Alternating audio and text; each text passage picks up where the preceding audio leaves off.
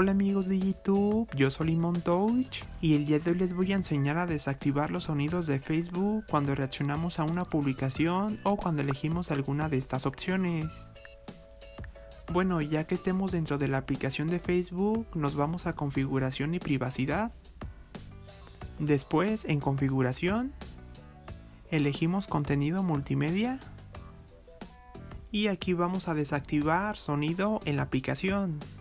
Ya de esta manera no estará sonando cada vez que le demos me gusta a una publicación o elijamos alguna opción.